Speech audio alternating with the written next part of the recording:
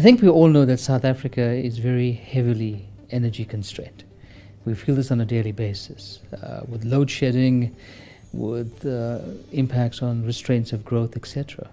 What we don't often think about is how closely interlinked water and energy are. In fact, the fortunes of water and energy in this country are tied to the same masthead. The conduit hydropower initiative in the WRC had a very small beginning. It started with a very small study, which its background was in the 2009 load shedding effects that we faced in South Africa. This idea suddenly cropped up as to why we are not using the excess energy in many of our distribution systems to generate energy. So through the WRC, I took the initiative and issued a very small study, a scoping study with the University of Pretoria under Professor van Vieren and his student Marco van Dijk, and threw this challenge to them and said, let's see the potential of conduit hydropower. Based on the Engineering Council of South Africa's 2012 report, the University of Pretoria graduates about 30% of South Africa's civil engineers. Utilizing their expertise was essential to the project. We are honored to be a partner in developing South Africa's first small-scale hydropower system to generate hydroelectricity. In our country, most of the water supply is either pumped to break pressure tanks or big storage facility, and from there it gravitates into the network where it's been utilized by the consumers.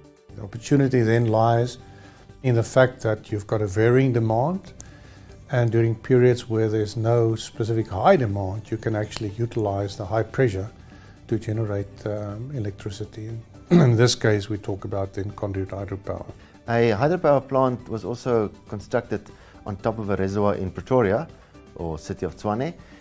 It's called the Pierre van Ryneveld conduit hydropower plant. It's a very small unit, only 15.8 kilowatt can be generated at this specific site.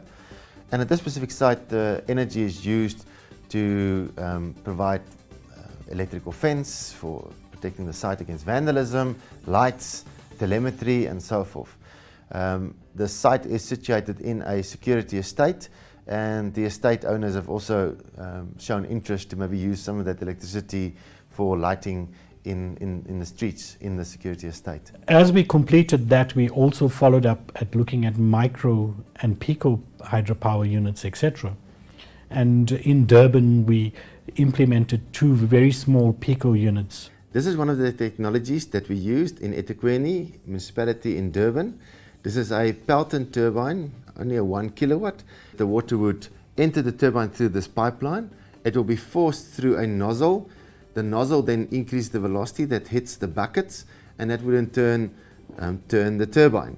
The water from this would then fall straight into the reservoir through the opening here at the bottom. A very small unit, but there is still application for that in the conduit hydropower environment.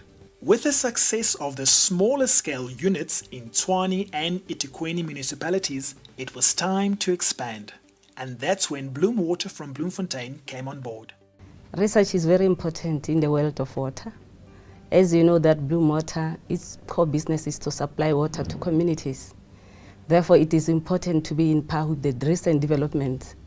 Based on a study done by the University of Pretoria, Bloem Water decided to pursue the implementation of a hydropower plant at our Brandkop Reservoir.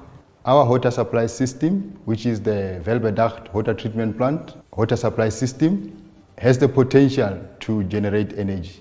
The plant is situated 120 kilometers from Bloemfontein, and along the way there are 3 reservoirs: the Hoek Reservoir, 8-Gig Reservoir, as well as Brandkop Reservoir. The potential to generate power was established at both Brandkop Reservoir as well as 8-Gig Reservoir. And this potential is about 300 to 400 kilowatts. And it was established that a turbine to the size of 96 kilowatts will be sufficient to generate power for this particular initiative.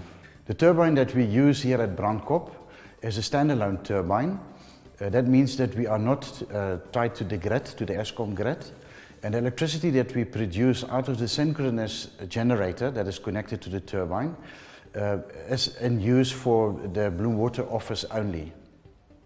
The process we follow is that the main line that comes from Welbedag Dam is dissipating the water into the Brandkop reservoir through 5 control valves. With it, there's a lot of pressure in the pipeline, which contains then the energy that is going to be dissipated in the reservoir as well. To make use of this energy, we decided to take a part of the pipeline, we rerouted that to the hydro turbine, and it goes through the turbine, and that drives then a generator. The synchronous generator produces then the electricity, which is going to be used by Bloem Water's head office only.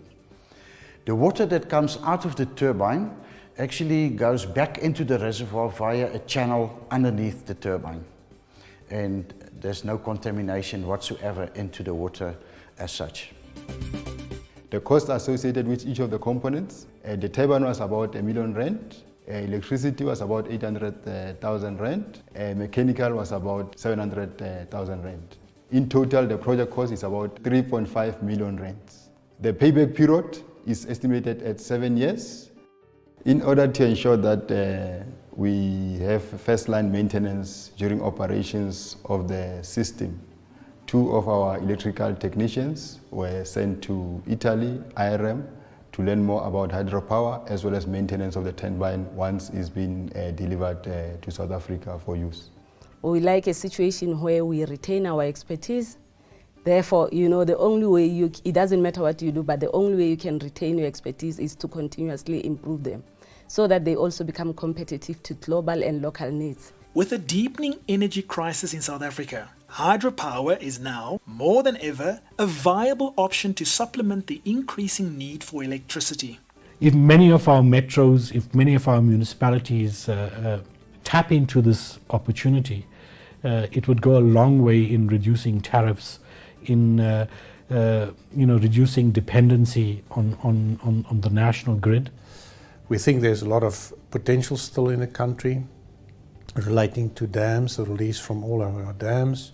We've been involved in some of the studies. Ebenezer Dam for Lepelle Water Board was one of the opportunities that they're still considering to implement.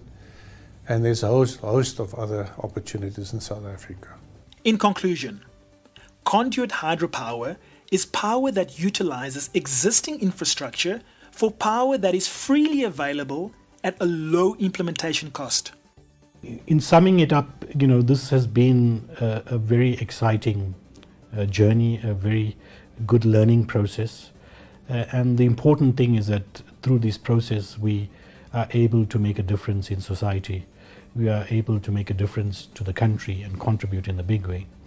And what we've done till today is a very small indent into this whole opportunity.